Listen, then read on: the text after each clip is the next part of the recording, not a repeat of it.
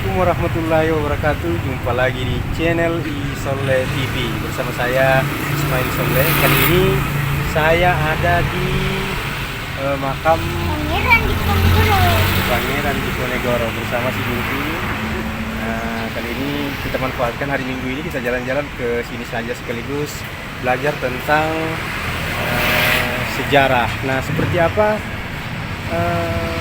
makam yang ada di dalam ini, Pangeran Diponegoro dengan siapa saja dia dimakamkan di sini. Nah, kita ke dalam yuk. Memasuki area makam Diponegoro, saya disambut juru kunci makam bernama Raden Hamzah Diponegoro. Raden Hamzah tak lain adalah generasi kelima Pangeran Diponegoro dari garis anak keempat, yaitu Bendoro Raden Mas Abdul Ghani. Raden Mas Abdul Ghani, buyut dari Raden Hamzah, menikah dengan Andi Magatta, keturunan Datuk Lamuru Sopeng, sehingga di tubuh Raden Hamzah mengalir darah Bugis, yakni campuran bangsawan Mataram dan kedatuan Sopeng. Di pendopo makam, Raden Hamzah memperlihatkan replika meja bundar yang menceritakan posisi duduk Pangeran Diponegoro saat berunding dengan Jenderal Belanda saat ditangkap 28 Maret tahun 1830 yang lalu, atau tepat di hari kedua Lebaran Idul Fitri kala itu. Perundingan ini berlangsung di Kedu, Magelang, Jawa Tengah. Pada perundingan itu, Belanda menjalankan aksi licik dan menangkap Diponegoro. Posisi tempat duduk Pangeran Diponegoro dan Jenderal Belanda secara detail dijelaskan di replika meja bundar yang tersimpan rapi di rumah juru kunci makam Pangeran Diponegoro yang selama ini berfungsi sebagai pendopo. Saat ditangkap dalam perundingan ini, Diponegoro meminta agar sisa laskarnya dilepaskan. Perundingan ini sekaligus menjadi terakhir kali Diponegoro menjejakkan kaki di Pulau Jawa sebelum diasingkan ke Manado selama 3 tahun, lalu digiring ke Makassar tahun 1833. Di Makassar, Diponegoro ditahan di penjara Fort Rotterdam bersama keluarga dan pengikutnya sebelum akhirnya wafat 8 Januari 1855 dan dimakamkan di Kelurahan Melayu, Kecamatan Wajo, Kota Makassar. Saat ini saya sedang bersama dengan keturunan kelima dari generasi kelima dari Pangeran Diponegoro. Beliau namanya Raden Hamzah Diponegoro. Nah, memang lahir di Makassar Pak atau di Jawa? Saya sudah di sini. Ya, jadi di sini tuh makamnya beliau, istri, putra putri, anak beliau ada 6 orang, 5 putra, 1 putri. Iya. Nah, inilah anak-anak beliau inilah yang menumbuhkan regenerasi.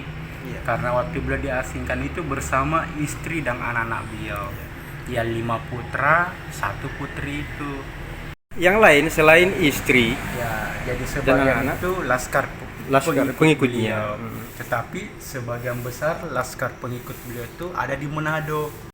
Jadi di sini hanya sebagian kecil laskar pengikut beliau. Ya, sekitar hampir 30 orang Pengikutnya yang dimakamkan di sini. ya yang terbawa ke sini. Tapi menurut sejarahnya Pangeran Diponegoro kan sempat dipenjara di Fort Rotterdam. Berarti pengikutnya di penjara di sana juga dulu, di penjara juga ya. Istri ada di sana sama. Semua. Berarti satu keluarga di cuma tempat yang terpisah dengan laskar pengikut. Kalau beliau istri di situ, laskar pengikut arah ke belakang, tempat yang terpisah. Semua ditahan di Tetapi satu lokasi. Di Rotterdam. Satu lokasi di Benten Fort Rotterdam. Nah, ini sebagian ini makam keluarga. Iya. Berarti sini tidak ada orang lain ya, maksudnya keturunan dari Diponegoro semua yang ada di Makassar. Ya, termasuk mbah saya, kedua orang tua. Ya, kalau orang Jawa istilahnya itu Pak Le, Bule. Iya. Ini kalau kita itu bahasanya Om, Paman, itu saudara-saudara yang tertua. Jadi di sini tuh makam keluarga Pangeran Diponegoro. Pangeran Diponegoro dari riwayatnya, dari beliau adalah keturunan dari anak dari Sultan Hamengkubuwono kedua ya. Ketiga ya. Hamengkubuwono ketiga. Berarti Kesultanan Yogyakarta. Dari Kerajaan Mataram. Adalah nama lengkap dari Pangeran Diponegoro. ini terpasang di pintu bersamaan dengan generasi kelima dari Pangeran Diponegoro yang menjaga makam ini, guys. Kunci lah. Ya, beliau ini adalah juru kunci makam Pangeran Diponegoro. Ya. Nah, kemudian di sini kan ada anak dari Pangeran Diponegoro, itu ada 6 orang. Tadi yang kita Nah, Bapak keturunan dari mana? Kalau saya tuh yang orang Bugis, Abdul Ghani. Abdul Ghani. Itu anak yang keempat. Anak yang keempat. Abdul Ghani yang menikah sama Andi Maganta. Oh, yang menikah dengan Andi Orang Maganta. Bugis itu. Kita kan kita ambil semua kita dari situ. Ya, yang Datu Sopeng. Lamuru Sopeng. Datu Lamuru Sopeng. Pecahnya Bone, Iya. pemakarannya Bone. Itu kerajaan Datu Lamuru Sopeng, pecahannya Bone.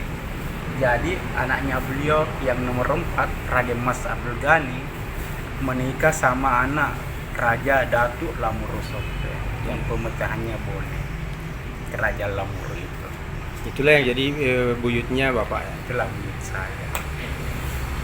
Jadi kalau saya Berarti tidak- sudah campuran Pak ya, Siap. Jawa Sopeng, Jawa Bugis. karena anak-anak beliau tuh menikah sama anak penduduk bangsawan di sini. Nah, Bansawang anak Goa sama Bansawang anak Bugis itu tadi. kalau istrinya Bapak dari Ya, semua orang di sini sudah ada. Iya, iya. Sudah KTP di sini bisa Sudah KTP.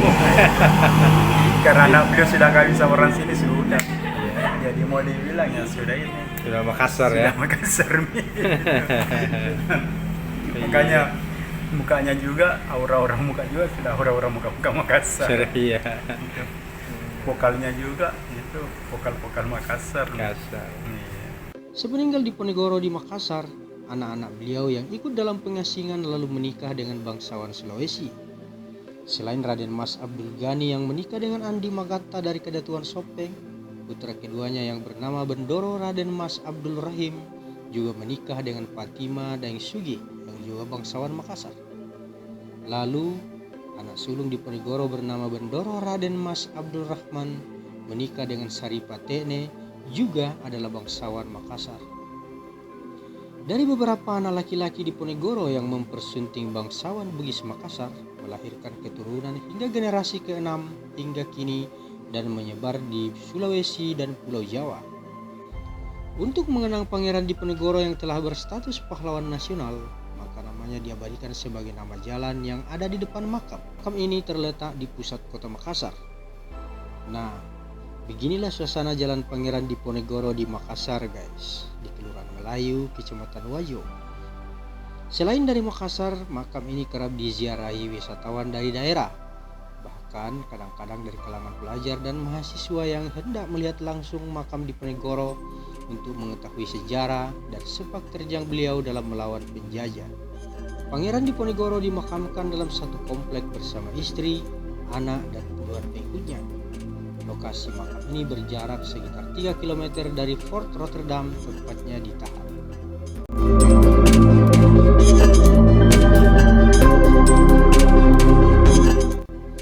Selain Diponegoro, istri, anak, dan pengikutnya di sini juga sudah dimakamkan puluhan cicit hingga kerabat dekatnya.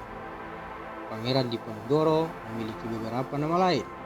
Salah satu di antaranya adalah Pangeran Haria Diponegara atau Diponegoro. Nama lainnya adalah Raden Mas Ontowiri. Tetapi nama asli beliau adalah Sultan Abdul Hamid Heru Cokro Kabiril. Pangeran Diponegoro adalah anak Sultan Hamengkubuwono III dan ibunya Raden Ayu Mangkarawati. Diponegoro yang lahir di Yogyakarta 11 November 1785 ini meninggal dalam pengasingan di Makassar 8 Januari 1855. Diponegoro masyhur dalam sejarah Perang Jawa, di mana perang ini merupakan pertempuran terbesar yang pernah dialami oleh Belanda selama masa pendudukannya di Nusantara. Sebagai seorang sultan, beliau ternyata tidak ingin berdiam diri atas pendudukan Belanda yang kala penjajahan membuat seantero Nusantara menderita.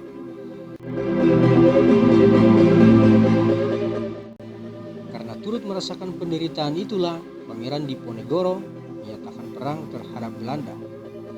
Beliau lalu memimpin perang Diponegoro atau Perang Jawa selama periode 1825 hingga 1830 melawan pemerintah Hindia Belanda. Namun akhirnya kalah dan ditangkap lalu diasingkan ke Manado, lalu kemudian ke Makassar.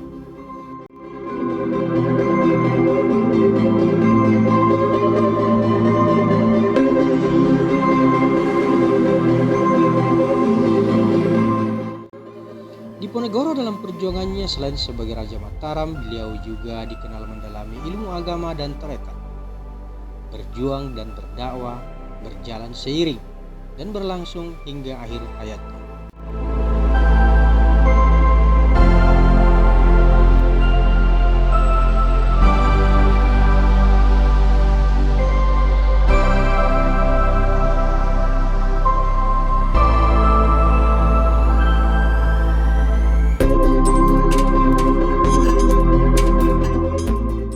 Sampai di sini dulu video dari kami guys. Anda yang menyukai video ini silahkan subscribe dan tekan tanda lonceng di sebelah kanan untuk mendapatkan informasi video menarik lainnya.